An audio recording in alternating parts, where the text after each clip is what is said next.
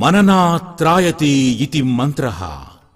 కంటికి కనిపిస్తున్న ఈ సృష్టి అంతా మంత్రతంత్ర యంత్రాత్మకం. ఈ మూడింటిలోనూ మంత్రము లేక మిగిలిన విధానాలు లేవు. మంత్రము బీజాక్షరాలతో కూడి ఉంటుంది. మంత్రవేత్త, మంత్రద్రష్ట మంత్రములలో దాగిన బీజాక్షరాలను ఉపాసన చేసి వాటి వెనుక గల అధిష్టాన దేవతలను దర్శనం చేసిన వారు ఋషులు అవుతున్నారు. మంత్రదీక్షను శక్తివంతులైన దీక్షా గురువుల నుండి మాత్రమే గ్రహించవలసి ఉన్నది. ఈ నేపథ్యంలో ఆందోళనతో నిండిన ఈ ప్రపంచానికి శాంతిని కలిగించే విధానంలో మంత్రమూర్తులైన గురుస్వరూపాల ముఖతః మంత్రోచ్చాటన, దాని విధి విధానాలను ప్రామాణికంగా శాస్త్రబద్ధంగా స్వామీజీల ద్వారా, గురువుల ద్వారా మంత్ర విశిష్టతను, ఆ మంత్ర అధిష్టాన దేవత గురించి విపులంగా విశ్లేషణాత్మకంగా వివరించే కార్యక్రమమే మంత్ర మహిమ.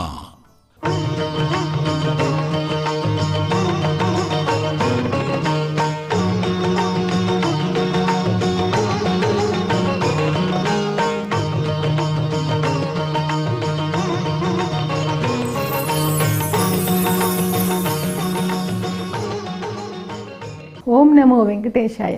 మంత్రమహిమ కార్యక్రమానికి స్వాగతం, సుస్వాగతం.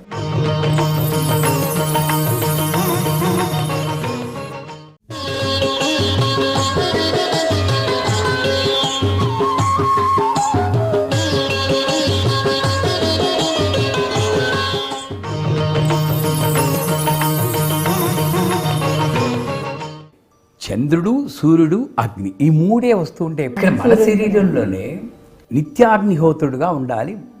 వాడు బ్రాహ్మడు అంటారు.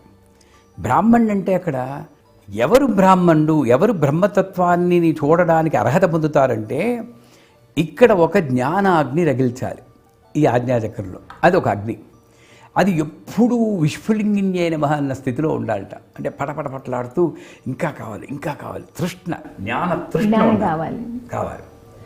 ఇక్కడ జఠరాగ్ని, ఇది డైజెస్ట్ చేయాలి కదా, ఇది ఆహారం. అది ఎప్పుడు తినాలి? కొంచెం శబ్దాలు చేస్తున్నప్పుడు అప్పుడు తినాలి. అంటే ఇంకా ఉండలేను అన్నప్పుడు తినాలి. ఈనాటి మంత్రమహిమ కార్యక్రమంలో మనము శ్రీ సూక్తాన్ని గురించి, దాని యొక్క ప్రాధాన్యత గురించి, దాని యొక్క విశేషత గురించి మనము గురు కరుణామయ్య గారిని అడిగి తెలుసుకుందాం. నమస్కారం గురుగారు. ఈ శ్రీ సూక్తం అనబడే సూక్తం ఏ వేదం నుంచి వచ్చింది? మనకి శ్రీ సూక్తం అనగానే ముందు జాతవేద అని వస్తుంది. అనగానే అగ్ని. హిరణ్యవర్ణాం హరిణీం సువర్ణరజతృజాం చంద్రాం హిరణ్మయీం లక్ష్మీం జాతవేదో. అక్కడ వచ్చారు ఆయన, ఇక్కడ వచ్చారు. ఇక్కడ ఋగ్వేదం ఒకటే అగ్నిమీలైన అగ్నికి ప్రాధాన్యం ఇచ్చేటటువంటి ఋగ్వేదంలో నాకు గురువుగారు చెప్పింది దాన్ని బట్టి ఋగ్వేదంలో 5వ మండలం చివర 6వ మండలం ముందు ఈ మధ్యలో ఒక 15 రుక్కులు. ఇది శ్రీ సూక్తం అన్నారు. దాని తర్వాతే వచ్చి 20 ఎన్నో రుక్కులు అని ఫలశ్రుతి. ఫలశ్రుతి మీద నువ్వు ప్రత్యేకించి దృష్టి పెట్టద్దు అని మా గురువుగారు చెప్పారు. దీన్ని మాత్రం చెప్పుకో. 2వ రుక్కులేకెళ్ళండి. తాం ఆవహ జాత వేదో లక్ష్మీమనపగామినీ యస్యాం హిరణ్యం విందేయం కామశ్వం పురుషానహం. తాం ఆవహ మళ్ళీ 10. ఇప్పుడు ఒక గొప్ప మామూలు వాళ్ళు వచ్చారు, రండి మా ఇంట్లోకి వెళ్తాం. పెద్దవాళ్ళు రెండు పదాయి అది కొంచెం ఎక్స్ట్రా చూపిస్తున్నారు. ముందేమో ఆవహ అన్నారు, తాం ఆవహ అంటే ఇక్కడ ఒకటి లక్ష్మి అనేది ఎంతలా వస్తుందో అంతలా పారిపోవడానికి కూడా ఛాన్స్ ఉంది. అందుకని మళ్ళీ వెళ్ళిపో రామ రామ రామ రామ రామ స్థిరలక్ష్మి అన్నది ఇక్కడ ట్రై చేస్తున్నారు అనమాట. తాం ఆవహ జాతవేదో లక్ష్మీం అనపగామినీం. ఎటువంటి లక్ష్మి నాకు కావాలంటే ఎప్పుడూ వదిలి వెళ్ళనటువంటి లక్ష్మిని. ఈరోజు ఏదో కీర్తి వచ్చేసింది, ఈరోజు ఏదో పదవి వచ్చేసింది, ఈరోజు ఏదో డబ్బు వచ్చేసింది, నాకు సంతోషం వచ్చేసింది. అందుకే సూర్యుడు జీవితాన్ని ఇస్తాడు, చంద్రుడు బుద్ధిని ఇస్తాడు, బుధుడు భక్తిని ఇస్తాడు, గురుడు జ్ఞానాన్ని ఇస్తాడు, శుక్రుడు భోగాన్ని ఇస్తాడు. కానీ అక్కడే వచ్చింది, అక్కడ అహంకారం వచ్చిందా టబీమని పడిపోతాం. అంచేత ఇటువంటి కీర్తి కాదు అనపగామిని. ఎలాగైతే విష్ణుమూర్తిని వదిలి వెళ్ళినటువంటి లక్ష్మి హృదయస్థానంలో ఉందో నా మనస్సులోనూ లక్ష్మిని వదిలి వెళ్ళకుండా. అంటే ఏంటి, అందరం కూడా ఒక సత్సంగం వింటున్నాం అనుకోండి, పురాణ వైరాగ్యం, ప్రసూతి వైరాగ్యం, ఇంకోటి ఏంటది శ్మశాన వైరాగ్యం అని చెప్తారు. ఆ టైంలో ఏంటండి జీవితం అని అనుకుంటాం. అప్పటికి మాత్రమే మళ్ళీ నెక్స్ట్ మూమెంట్ మారిపోతాయి. చంచల హిమల తత్వం. అంచేత అలాంటి లక్ష్మి నాకొద్దు. నాలో స్థిరంగా ఎప్పుడు మంచి ఆలోచనలు, మంచి వాక్కు, మంచి కర్మలు చేయించేటటువంటి లక్ష్మిని నాకు తాం ఆవహ జాతవేదో లక్ష్మీం అనపగామినీం యస్యాం ఎవరి వల్ల హిరణ్యం విందేయం గామస్వం పురుషానహం అహం ఎవరి వల్ల అయితే నేను పొందుతానో, ఏం పొందుతాను, ఇక్కడే మాయలో పడేసింది అమ్మవారు. అందరూ దించి శ్రీ సూక్తం చదివితే గోవులు వచ్చేస్తాయి, గుర్రాలు వచ్చేస్తాయి, బంగారం టన్నులుగా వచ్చేస్తుంది. ఈ గోవుల దగ్గర కడతాను, గుర్రాల దగ్గర పడతాను, నా లైఫ్ అంతా వీటికి పెంచడంతో సరిపోతుంది కదా. అందుచేత అది కాదు అన్నది మనకు కలగాలి. యస్యాం హిరణ్యం బంగారం, నా జీవితమే బంగారం, నాకు బంగారం లాంటి గుణం వస్తుంది, బంగారం లాంటి భక్తి వస్తుంది, బంగారం లాంటి జ్ఞానం, ఎది చూసినా ఉత్తమమైనటువంటి లక్షణాలనే బంగారం, హిరణ్యం అన్నాడు. ఎందుకంటే అమ్మవారిని అక్కడ హిరణ్యంతో పోల్చాడు. నాకు ఆ హిరణ్యం కావాలి అంటే ఆ గుణాలు నాకు రావాలనే కదా. పదార్థం వస్తురూపేణ నేను చూడటం లేదు, తత్వరూపంలో చూస్తున్నాను. అమ్మవారు నాకు వచ్చేయాలంటే సినిమాల్లో చూసినట్టు అమ్మవారు ఇలా వచ్చేస్తున్నారు అంటే వచ్చినా నమ్మలేని స్థితిలో ఉన్నాను, నాకు ఎరుక లేదు ఇంకా. అందుకని ఆ యొక్క గుణము బంగారం గుణం. హిరణ్యం యస్యాం హిరణ్యం విందేయం గాం అంటే గోవు. అక్కడ గోవుకున్న పవిత్రతని చెప్తున్నాడు. గడ్డి తింటుంది, పాలిస్తుంది, మనం పాలు తాగుతాం, ఏమిస్తున్నాం ప్రపంచానికి ఆలోచించుకోవాలి. అంటే గోవు రూపంలో నాకు ఒక ఆలోచన, ఒక నా యొక్క కర్తవ్యం బోధ చేసేది గోవు. తల్లి రూపంలో గోవు వస్తుందన్నమాట. ఆ గోవులో గోక్షీరము, గోఘృతము, గోమూత్రము, గోమయము, గోదరి, ఇవి పంచకవ్యములు అంటారు. ఏడాదిలో ఒక పంచకవ్య ప్రార్థన చేస్తే ఆ ఏడాది చేసినటువంటి దగ్ధమైపోతుంది అంటారు. ఆ ప్రార్థన అందరూ చేస్తారు. అంటే అంత పవిత్రమైనటువంటి ఏ దేహంలో ఏ భాగం చూసినా సరే ప్రపంచానికి ఉపయోగపడే అది మనకి ఒక స్ఫూర్తినిస్తున్నమాట. ఆ స్ఫూర్తి గోవుకున్నటువంటి పవిత్రత, గోవుకున్నటువంటి నిబద్ధత, గోవుకున్నటువంటి సేవాభావము, గోవుకున్నటువంటి శాంతము, అది నాకు కావాలి. అంతేకాదు ఆ గోవు తోక పట్టుకుంటే వైతరిని దాటించేస్తున్నా, అంత గొప్ప శక్తి ఉంది. అందుకే గోదానం ఇస్తారు. ఎవరైనా పోతే తోక పట్టుకోమంటారు, మొహం కాదు, తోక పట్టుకుని నీళ్ళు పోసేయమంటారు. తోక పట్టుకుంటే నమ్మకాలే, కానీ తాను పవిత్రంగా ఉండి మిగతా వాళ్ళు కూడా తరింపజేసే గొప్ప శక్తి ఆ గోవు. అందుకే పూర్వకాలంలో ఇందులో కూడా వస్తుంది పాడి పంట, ఇదే సౌభాగ్యం అనేవారు. అవి పోయాయి ఇప్పుడు. అవును, ఇప్పుడు లేదు. అప్పుడు ఆస్తి ఎంత ఉందంటే ఎన్ని గోవులు ఉన్నాయి, ఎంత ఇది ఉంది అనేది. పూర్వకాలంలో ఆర్షము, బ్రాహ్మము, ప్రాజాపత్యము, దేవము, తర్వాత రాక్షసము, గాంధర్వము, పైశాచికము అని రకరకాల వివాహ వ్యవస్థలు ఉన్నాయి. అందులో మొట్టమొదటి ఆర్షమని ఏమి ఒకనుకోండి, ఒక చోట 2 గోవుల్ని కట్నంగా ఇచ్చి పిల్లని అప్పగిచ్చేస్తారు.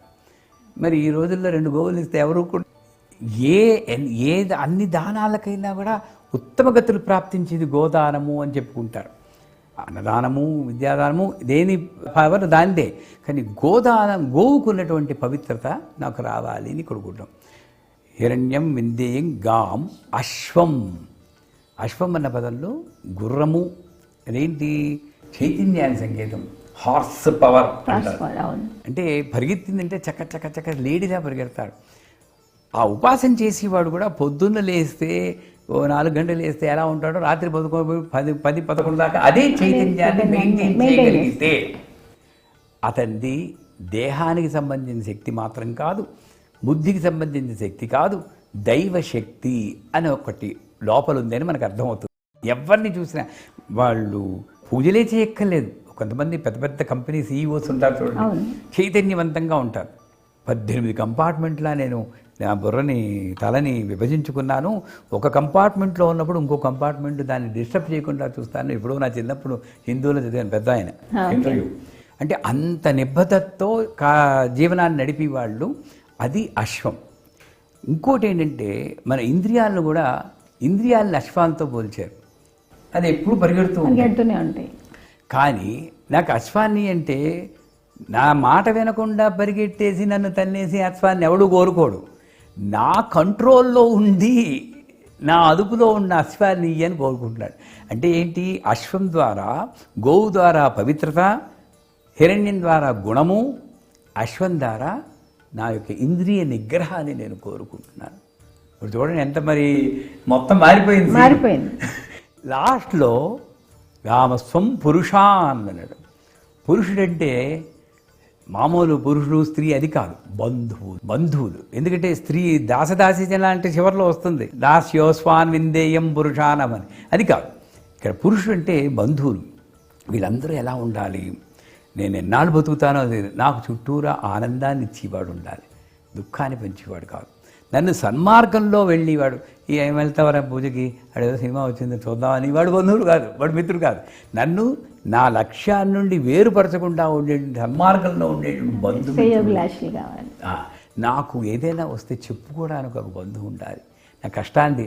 ఇటువంటి వాళ్ళు, ఇది నా ఆస్తి. ఏమాస్తి? ఒక గుణము నా ఆస్తి, పవిత్రత నా ఆస్తి, తర్వాత చైతన్యం నా ఆస్తి, ఇంద్రియ నిగ్రహము నా ఆస్తి, నా చుట్టూరా నన్ను నడిపించేటువంటి పురుషులు నా పురుషుడు అంటే బంధుమిత్రుడు నా ఆస్తి. ఇటువంటి ఆస్తిని నేను ఎవరి వల్ల అయితే పొందుతానో ఆ లక్ష్మిని మా ఇంటికి తేనే. ఆయన ఎక్కడ ఆవాహన చేయాలి? ఊపిరిలో ఆవాహన చేయాలి. అది తర్వాత రుక్కు గురుగారు. అశ్వపూర్వాం రథమధ్యాం హస్తినాద ప్రబోధిని శ్రియం దేవీముపహ్వయే శ్రీర్మాదేవీ జుషత.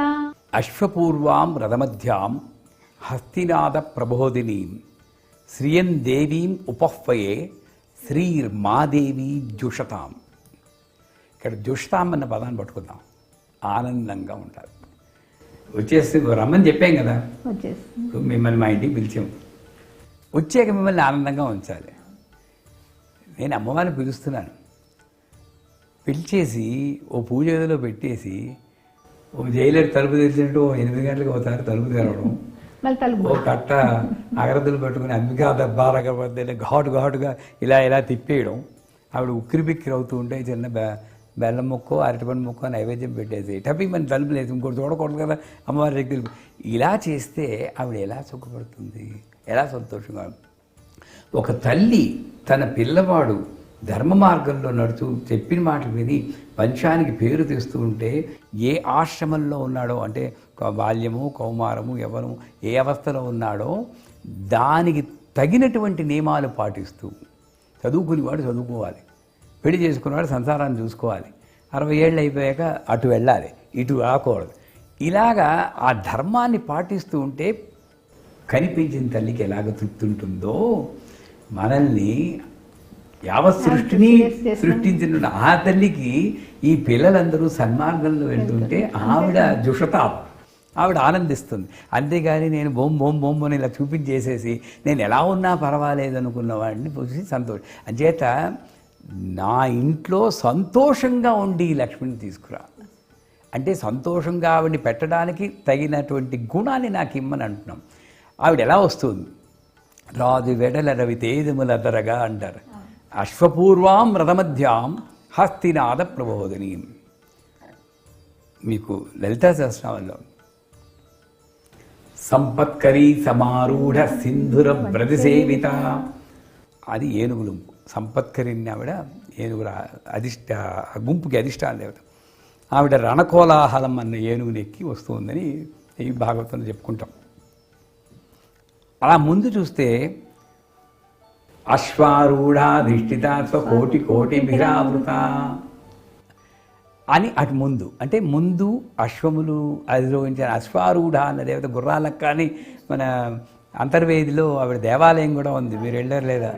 చిన్నదింట్లో గుర్రాలకు. కానీ ఆవిడ అశ్వారూఢ ఆవిడ అపరాజిత అన్న గుర్రాన్ని ఎక్కి ఆవిడ ఆవిడ అంటే కేవలము శ్రీ సూక్తం చదివితే డబ్బు మాత్రమే వస్తుంది అనుకుని వాళ్ళకి విజ్ఞప్తి.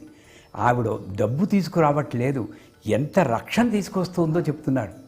ఆవిడ ఒక్కటి రావట్లేదు, ముందు అశ్వారూఢం తీసుకొస్తుంది. దానివల్ల గొప్ప చైతన్యం. అపరాజిత అన్న గుర్రాన్ని ఎక్కువస్తుంది. నీకు అపజయమన్నదే లేదు. వెనకాత రణకోలాహలం అన్న ఏనుగు పెట్టి ఈవిడ వస్తుంది, ఏనుగుల అధిష్టాన దేవత. ఆవిడేంటి, ఇక్కడ పెద్ద యుద్ధం జరుగుతూ ఉంటుంది కౌరవులకు పాండవులకు. ఈ రణకోలాహల్లో నాకు విజయానికి ఇవ్వడానికి ఒక ఏనుగు వస్తుంది. ఈ మధ్యలో 3 రథాలు ఉన్నాయండి, కిరిచక్ర, గేయచక్ర, చక్రరాజ. ఒకటేమో అమ్మవారు, ఒకటేమో వారాహి, ఒకటేమో రాజశ్యామల. 3 సరిపోయాయి. మధ్యలో ఈ ముగ్గురు ఉంటే, ముందు అశ్వారూఢం ఉంటే, వెనకాతల సింధురపతి సేవిత అని. అలాగా అది పురాణపరంగా. ఇక్కడ ఏం చెప్తున్నారు, అశ్వపూర్వాం ఇంద్రియాలు ముందున్నాయి, ఇవి నడిపిస్తున్నాయి. మనం ఇంద్రియాలు మనం ముందు ఉండడం అనేది ఎప్పుడో కానీ సాధ్యం. ముందు ప్రాపంచికంగా మనం పుట్టగానే ఇంద్రియాలు ముందు నడుపుతుంటాయి. రథమధ్యాం, రథము అంటే శరీరం అక్కడ. అందుకే చండీపాఠంలో సురధుడు అనేవాడు ఉన్నాడు. అంటే బాగా మంచి శరీరం. మంచి శరీరం అంటే ఏమిటి, మంచి దృశ్యాలు చూడడానికి ఇష్టపడే కళ్ళు. భద్రం కర్ణే విశృణుయామ దేవాః, మంచి విషయాలు వినడానికి ఉత్సాహపడే చెవులు. మంచి వాసనలు పీల్చడానికి సుగంధ వాసనలు, సాంబ్రాణి, మంచి అసోసియేషన్స్, సత్సంగము, దీనికి తహతహలాడే ముక్కు. మంచి మాట్లాడడానికి తహతహలాడే నోరు.